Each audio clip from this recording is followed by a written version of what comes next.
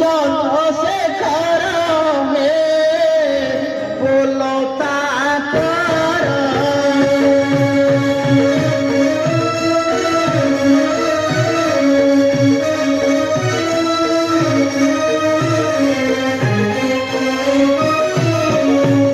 बुझिले पुत्र चढ़े दियो गुरुदेव